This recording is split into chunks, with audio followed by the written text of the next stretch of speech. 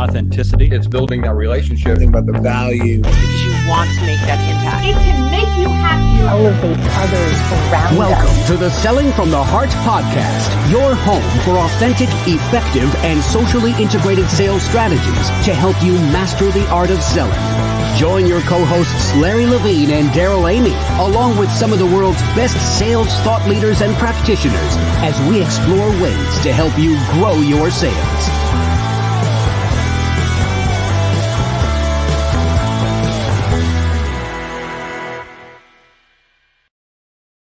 Hello and welcome back to the Selling from the Heart podcast. Your co-host Daryl Amy here today with Larry Levine. What's going on, Larry? Coming off the high of the Authentic Selling Challenge, Daryl, wasn't that a blast? It is incredible how much fun that's been, and I'm so excited, Larry, about all of the interaction that's been happening around the challenge. The people that gathered together, the speakers were amazing. There were several outtakes in there. You got to see, everyone didn't get to see the behind the scenes. I wish next year we got to do a highlight reel of bloopers and funny behind the scenes thing. All of it was just such an incredible pleasure, Larry. And I'm so excited about all that's happened around the challenge. You know what? We believe authenticity is a lifestyle here at Selling from the Heart, and it's not a light switch. And what I so appreciate is every speaker every day brought their own unique twist, their own stories of what authenticity means. And we went from the G version and we went to the R version with the Gittimer Meister. But nevertheless, it was the whole spectrum of it was the whole content. spectrum. It was so powerful. It was great. It was absolutely phenomenal. So you may be listening to the podcast going, uh-oh, I missed the challenge. The good news is we recorded all of it. So you can go to www.AuthenticSellingChallenge.com. That's AuthenticSellingChallenge.com and get access to all of the recordings. It's an incredible resource. And right now, as we start this year, this is such an important year for everybody. We're off to a great start, and I'm so excited about all that's ahead right now. And in the middle of all of the craziness and change and hybrid this and, all of that, what's been a really great constant in the midst of all of that is the Selling from the Heart Insiders Group and having a community of like-hearted salespeople coming up with new ideas, figuring things out, hearing from incredible thought leaders, and most of all, just having a sounding board and developing new relationships that are really helping people excel. Yeah, it's been a breath of fresh air, and it's going to tee up. My comment's just going to tee up our guest is, the Selling from the Heart Insiders Group makes me happy every single Friday, Daryl. It does make me happy. And you know what? Most Fridays, some of those Fridays, you actually need a shot of happiness to go with that double shot Americano. And so if that sounds like something that would be helpful to you and feedback we get, we were watching earlier today, one of the testimonial videos from our good friend, Matt, and Matt was saying that this has been actually a real catalyst for him to move to the next level of success and fulfillment. So come join us, sellingfromtheheart.net/insiders. Or go to the homepage, you'll find it /insiders. You could try it for free for 14 days, 30 days actually. And during that time, you're going to meet some incredible people that I think are going to really become a huge factor in your success and your happiness, which is a great transition to today's discussion. Larry, we have got a repeat guest here today. I am so glad she's back. Why don't you introduce Tia and let's dive in. Oh, it's so good to see Tia Graham, but just a quick backstory is, gosh, it seems like just yesterday, but it was, 2 years ago. I remember Tia and I, when we met, and I was sharing with her, how Selling from the Heart came to be, and she was just then talking about her book. Mm-hmm. Yeah. And now if we fast forward, her book just released, Be a Happy Leader. It just went bestseller on Amazon a couple days ago. Congratulations, Tia. We had to have you back because what you talk about is so sorely needed, especially in sales leadership and in sales today. Hey, Tia Graham, welcome back to Selling from the Heart. Thank you. I'm so happy to be with both of you. It's great to have you back. And I'm so looking forward to this conversation. And if you heard Tia last time, you know what I'm talking about. This is going to be one of these ones you're going to want to star and put on repeat. However, as we get ready to dive in, Tia, you know the question, because you've been here before. It's the question that every guest in the Selling from the Heart podcast answers. And that is, what does it mean to you to sell from the heart? What it means to me is really, truly believing that what I'm selling is helping people and having this trust inside myself that it might not be for every single person or every single company, but I know the value that is in it. And with that trust and with that belief that I can help people, then you're selling with the heart. Oh, that's so good. But by the way, that's not what you said last time. I'm just kidding. Really? Because I just reread it and then wanted to say the exact same thing. I just had to. I was waiting to say that, so my apologies. But you keyed on a couple things that I think are sorely lacking. You used the trust word and you used the belief word. Mm-hmm.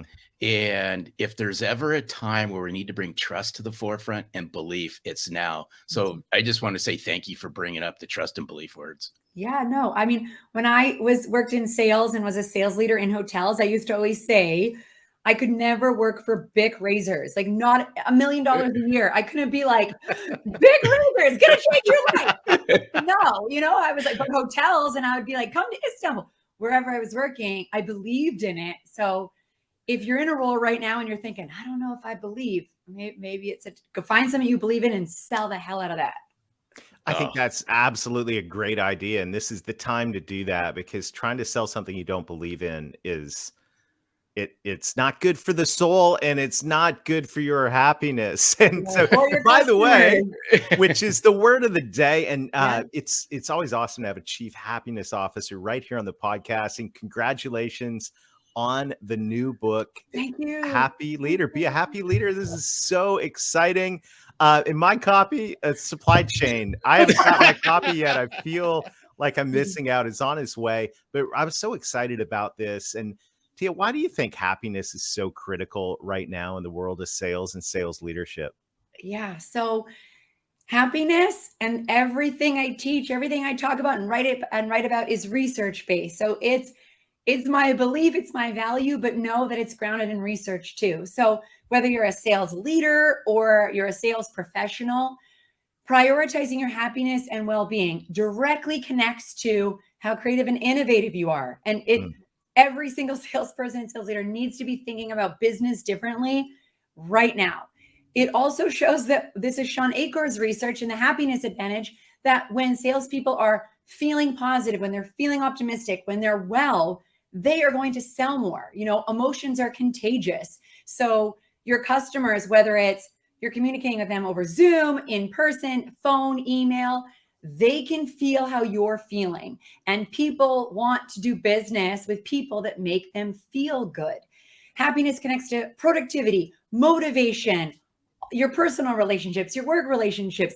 Literally every aspect of your life is connected to happiness. And so, I know everyone listening wants to sell more and achieve more numbers, and focusing on your happiness is a guaranteed vehicle to get you there. Hey, Tia, as I was listening to you, this reminds me of Don Barnes' research, and Don's the author of The Perfect Plan. And I remember he came on the podcast, this was last year, and he was talking about, and this was through his research, that he had said that 6% of the time somebody will remember the things that you said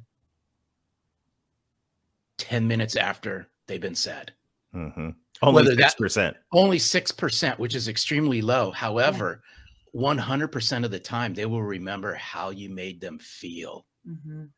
And that, I think this is just so important, and it touches so well, and it just dives right in so well to your book.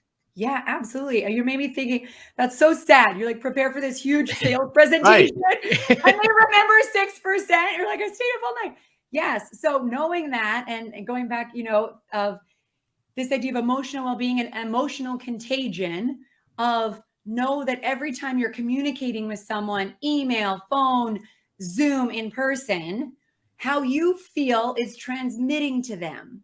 And so think about, and people want to hang out and spend time with happy people, positive people, right? So by focusing on your well-being and focusing on your happiness, using the science of happiness, you're going to make your customers feel better than, the competitor down the street does, and they're going to buy from you more. I just want to stop and put a highlighter on this because I think this is so critical. Because how much time do we spend as sales professionals and sales leaders working on the message and learning, what to say, how to say it, working through the presentations, we practice it and all of that.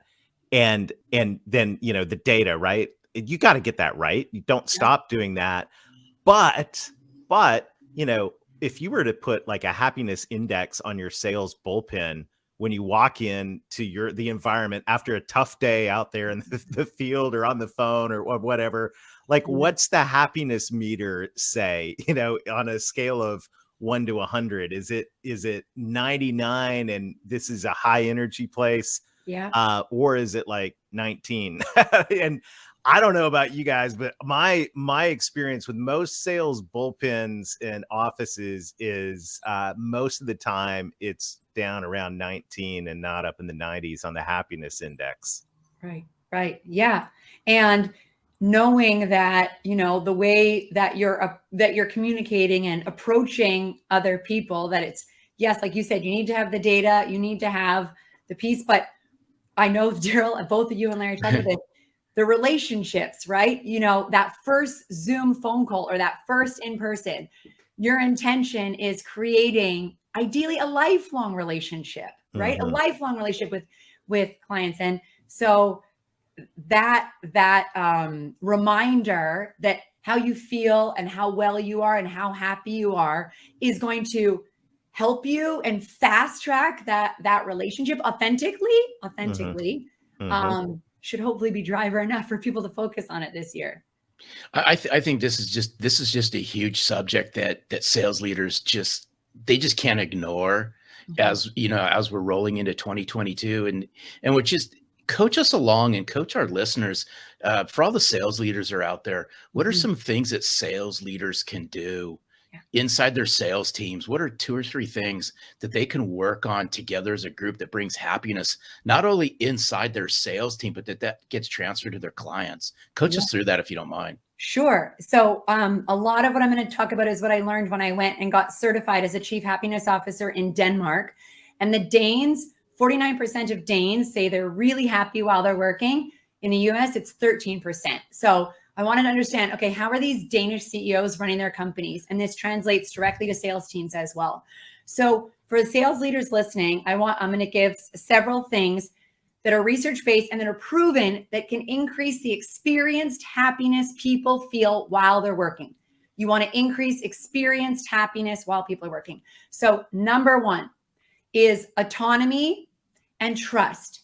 If your people feel like you are micromanaging, that is a fast train to unhappiness. So do not micromanage. Of course, you can coach, you can train. I'm not talking about that. But nobody on earth wants to feel like they are being micromanaged, okay? Another is belonging and friendships. There's profound research on both of these. So even though everyone's busy and you're focusing on the numbers, take that time to, I used to do with my sales team Wednesday walks. Every single Wednesday, the whole sales team, this sounds crazy to some people, we would go for a walk in West Hollywood. I love it. The GM was like, where are you guys all going? I was like, don't worry, it's going to drive numbers. So have things, whether it's potluck, whether it's a happy hour, you need to create, have fun, belonging, and friendships at work. That's another huge one. I'm obsessed with the progress principle. So this is Teresa Amell's research from Harvard, is every single human wants to feel like their work matters. Okay. Your salespeople want to know that their work matters, that it's making a difference. So you need to remind them. I ask my clients all the time, how is your company helping society? How is your company making the world better? We get so inundated, just work, emails, me. No, this company exists for a reason. It's making the world better. Okay. Maybe not like cigarette company, but everybody else. So have your sales team connect to why their work is meaningful and purposeful. And then as the leader, help them see that they're making progress in meaningful work. It's one of the number one motivators for humans is progress in meaningful work. And so connect your team to that and celebrate the small wins, and you will see the happiness rise. So that's a few. I got a lot more, but there's a few. But that right there is so, just thinking about this as even a category, right, in sales is like revolutionary. Like happiness is a category, but we know from research, and I love Sean Acor's work, his great companion book. When you order Be a Happy Leader, I hope you've done that already. If not, you can hit pause and get your copy and get ready to leave a great review on that. But if you look at this is not, when we're talking about happiness, I think there may be a tendency of some of the listeners to go, oh, that's nice, that's good. But this is like research backed stuff. This is not, this is, sometimes people go, oh, that's just soft skills and stuff, but soft skills drive hard dollars. And happiness is researched and validated, right? Yes. They're teaching it at Harvard and Yale and Stanford and Berkeley, along with many other universities around the world. Like, this is the business, this is the future. Just like the work that both of you do is selling from the heart. 20, 30 years ago, people would not be talking about this.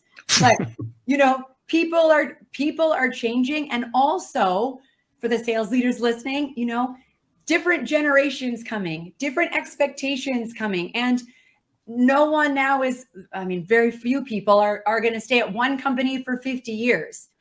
They have high expectations of their leaders and of their companies. And, yes, there's this huge shift of people changing jobs right now. But what's awesome is that there are so many proven things leaders can do that don't cost $1, that can increase people's happiness and motivation and make more money. So I hope people feel motivated that if you're worried about your people leaving, there are things you can do in the next 30 days to change that. No, it's solid gold. There's one thing right now that you can do that, again, doesn't cost anything. And it's how well are you connecting to your people? Yes. And I know that you write about it in your chapter in Be a Happy Leader is leaders connect to your people. It doesn't cost you anything. Yeah. This was one of my, I think it's just who I am. I know it's who I am as a person, but I would say it's a pillar of when I led sales teams is, even though you feel, and I know every leader listening to this feels like this, that your to-do list is 2.5 miles long and you have meetings and calls and, gosh, do I have time to spend with my people? One of my steps is prioritize relationships over the to-do list. Even though you feel like, okay, no, I just got to keep attacking the to-do list. When you have consistent one-on-ones, when you have consistent team meetings, when you are investing and getting to know them, not only as sales professionals, but as human beings, I'm getting goosebumps. It will pay dividends. It will pay dividends. Your to-do list will shrink because they are going to thrive and flourish because their leader is investing in them, coaching in them, knows who they are as a person, that they will take work off your plate. And I remember thinking like, oh, I just want to cancel this one-on-one. Like I have so much to do, but I didn't because I would never want a leader to do that to me. So, and human connection is the number one predictor of happiness around the globe. So by focusing more on that one-on-one connection and then team connection, they're going to sell more. And they won't go to the competitor.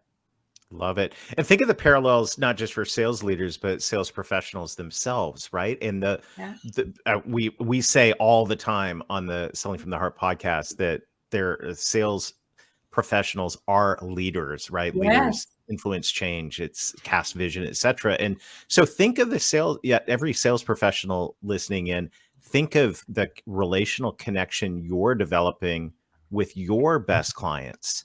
And are you someone that's contributing to their happiness, or are you somebody that's, a drag or just a neutral?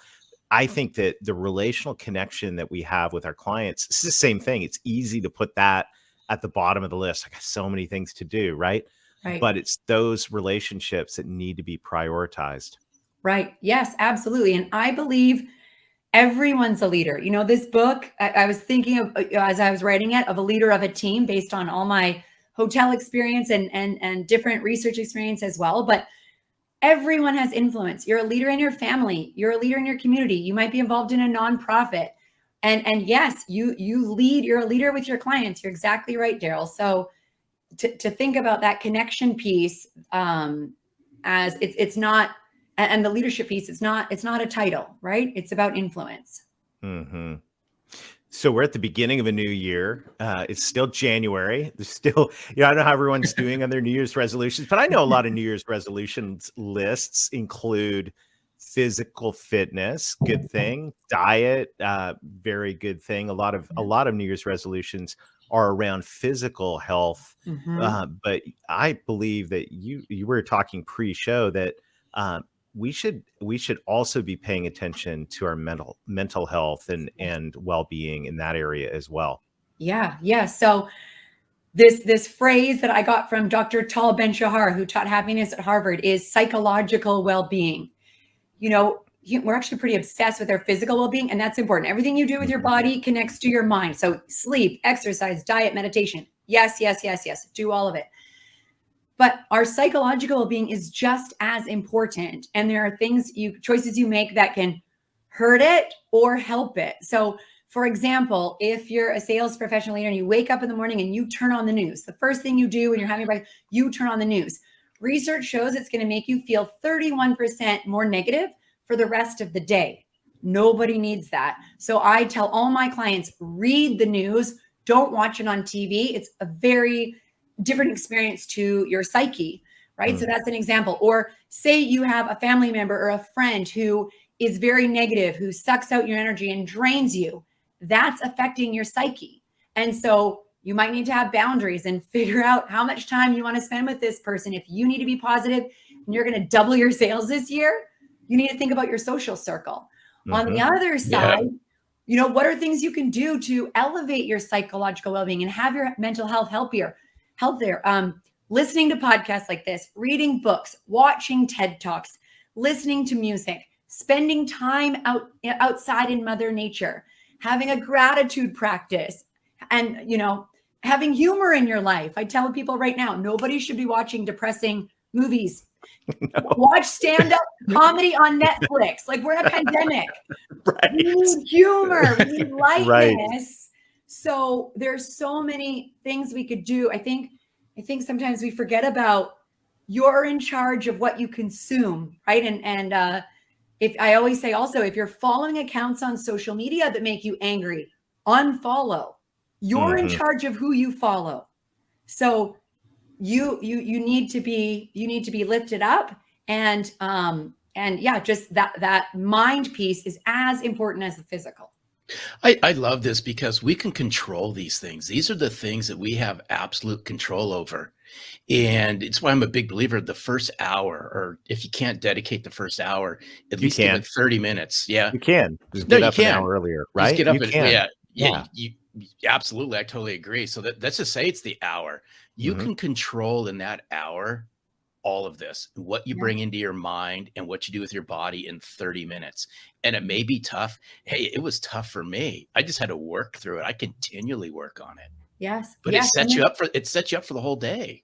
But Larry, you said a very crucial word. Everything I'm talking about with the science of happiness and understanding how our brain works, it's work and it's effort. It's work and it's effort. And you have to continuously, prioritize it. And hopefully we all can live to be 94 and be happy and successful, right? But yeah, it's continual work and effort. We've been talking in the last couple episodes a lot, and I think this will be a thread of conversation throughout the year about stress in sales, and it's a big deal. Yes, it's especially a big deal right now. Yes. And this is, as I'm listening to this, I'm becoming more and more convinced and convicted that what we're talking about here is not optional. Sales is a tough gig. it's just, It it is. is. There's It's so rejection. tough. There's like stuff getting delayed. There's supply chain garbage, like pricing Operations increases. messing stuff Yep. up. Like, yeah, it Yeah, is. it's tough. It's tough on a good day, and there's not a lot of good days these Yes. days. So if I show up to my clients in my office, my, or my Zoom room or wherever I could show up, Mhm. and I've not invested in myself. And in fact, if it's been the opposite, if I've been taking withdrawals by, watching the news, getting angry, not replenishing myself Staying up till physically, midnight watching Netflix. yeah, not getting enough Yeah. sleep and all Yep. that stuff. The cost, for those of you who are still thinking, this is nice, but come on, the cost. If I wish we could like add up the cost to a sales rep and a sales team for negative input, and We then should do the flip that. research together. Yeah, there we go. Hey, Tia, Like Tia, if you Tia, added don't it give up, it'd Daryl be any astounding. ideas. Oh, come on, Larry. No, We're gonna no. do this is so critical right now. And when you think about the cost of negativity, and Tia, I mean, as we're talking, I'm having flashbacks to my first sales job. And I wish that my sales leader had a copy of Be a Happy Leader, because he ruled and motivated by unhappiness. I had it too. Right? Oh. I mean, it was literally unhappiness, and No, that's one going to of the- motivate people, right? One of the motivators to write this book was, there's a woman that comes to mind. I worked for in New York City, and I remember thinking, how is this woman over this team of 50 salespeople? The way she talks to people, she had this huge, and she was brilliant, smart. I learned a lot from her, but she did not make anyone on the team happy. So No. yeah, I mean, and the world needs more happy leaders, and the sales professionals need more happy leaders. And I want to say one thing about stress, because for 15 years, the whole time I worked in hotels and was selling and then leading sales teams, I had so much stress constantly. And my mom would always say to me, stress is going to give you cancer and stress is going to kill you. Because I would call her and I'd go, I'm so stressed. I'm so stressed. You're in sales. I loved it, but I was always stressed. Mm-hmm. And when I learned that stress isn't just all negative, that there are actually huge upsides to stress, like motivation, cognitive ability. When you have stress in short periods, it strengthens your immune system, memory, and that stress isn't the enemy. The enemy is our lack of recovery.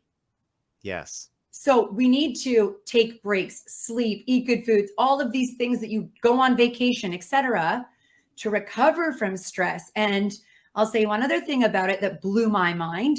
The neuroscientists I study with showed research that if you believe stress is harmful, it shortens your life. If you believe stress is challenging to you, but stress that you can handle it, it's going to make you stronger. It'll make you more resilient, like working out your muscles, that you actually live longer. So our belief about stress is as important as how much stress we have. I love it. You know what, Daryl? Why is it that every time podcast guests come on like this, I feel like they're talking right at me? Because they are, Larry. But this is this whole thing. I've got 2 books. Oh. One on my stack is The Upside of Stress, which I know is addressing this issue, and then I'll also have not only the book, but also am signed up for Jason Van Camp's Deliberate Discomfort Challenge, as I deliberately induce stress getting ready to take a trek to Mount Everest here in 90 days. And Mount Everest Base Camp. I'm not going to the top, but 18,000 feet is enough stress for me. But that as I've been training for that, I've been seeing, you induce stress. Yeah. You got to recover. Like, yes. Some, and we as sales professionals and leaders have this tendency, especially in our world of always on, to wake up, hit the phone. That no one should touch their phone in the first hour of the day, ever, like hide it. Yeah.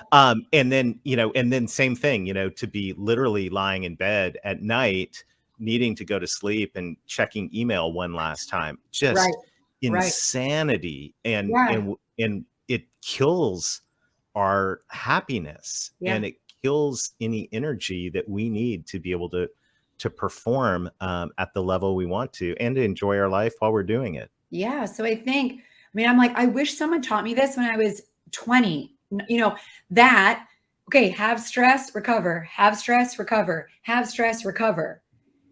That's the key. It's short periods of stress, recover. And we have to be in touch with our physical body, because Yeah. stress is in the mind and the body. We have to be in touch with our physical. We have to, because we just go, go, go, go, go, go, go, go, go. Email, meeting, go, action, action, action. We have to pause and go, okay, my heart's beating. My mouth is dry. My muscles are tense. Right. I need a break. I need to go for a 20-minute walk. Yeah. I need to do meditation. I need to go get a green smoothie, whatever it is. I need to sleep more. We have to be in touch with our body, because my mom was right. Chronic unchecked stress will give you cancer, will kill you, right? I don't want anyone listening to get that. So it's about stress recovery, that's the key to success, happiness and success. Wow. Ugh, you- Tia, I'm so excited about You're that speaking you right put at all me. this in This a is- book. This is so helpful. Yeah. And we are fans so proud Be of a you. Happy Leader. We're proud of you. We are cheering you on. You are a true Selling from the Heart champion. And I just want to say, on behalf of all the listeners, thank you, and keep it coming. You rock. Oh, thank you guys. Thank you. Ugh, Larry? Daryl, I'm telling you. Whoa. I almost thought I Whoa. needed to go lay on a couch, because Well, it's like half you that may stuff need I'm to, guilty of. So But this is a topic I think that is going to find its way throughout the year this year, and the things that we're talking about here that Tia brought up today. I really did used to think, is that good English? Maybe in the South. it's all I good. used to think, You're in the South, so it doesn't matter. but seriously, I used to think that I wear busyness and stress as a badge of honor, and all this fluff, maybe work out, right? But all this fluff, all this stuff is fluff, and I'm becoming more and more convinced in my own life and my own experience. And I don't have as many years lived as you, Larry, but I'm in the There you short go. time I've been alive, I am becoming more and more convinced that this is the real deal. And you're reading books like Sean Acor's book and Tia's book that are showing real hardcore research that the things we thought were true are actually really, really, really true, more true than we think. And this is this message of happiness, stress, and recovery, of investing in ourselves, of having downtime, self-reflection, all these things that we talk about at Selling from the Heart. I'm becoming more and more convinced that they are the ball game in today's tough environment. It's so true, Daryl. And I've always poked the bear at salespeople and sales leaders, and saying that, your clients and your future clients are a whole lot smarter than you think they are. Well, I'm here to tell you now that sales leaders, your salespeople, are a whole lot smarter than you think they are. And these are the things that are really going to resonate with salespeople today. It's why I love what Tia brings to the table. I love the Selling from the Heart movement. And you said it so well, is soft skills are going to yield hard dollars. These are the things that need to be brought right up onto the business table. Absolutely. What a great conversation. I have a feeling we'll be continuing this conversation throughout the year. Thank you for joining us today on the Selling from the Heart podcast. If this is your first time, we invite you to hit like, subscribe, make sure to get notifications, because we want to keep this conversation and many other crucial conversations going as we move towards authentic success this year. If you're looking for people that share these values, that are like-minded and like-hearted, check out the Selling from the Heart Insiders group. That's sellingfromtheheart.net/insiders. Come hang out with us for 30 days on the house, get to know some new people, and it's going to be a very exciting thing. It's a modest investment to be a part of that group. The payoff is huge, and a part of the payoff is happiness. So I'm excited about that. Thank you to everybody for sharing the podcast. Thank you to everyone who's giving us a shout out on LinkedIn, Facebook, social platforms. It means the world. And it doesn't just encourage us, it also helps spread the word of this movement of authenticity inside the sales profession. Larry, I'm excited about all that's ahead. And I'm excited to hear about how you apply some of the things we talked about today. Dude, we talk about it all the time. So you can hold me accountable to this. I'm throwing it out there. Everyone can hold me accountable to it. Yeah. Well, let's hold each other accountable. Until next time, keep being genuine, keep being authentic, keep adding real value, invest in your happiness, and most of all, sell from the heart.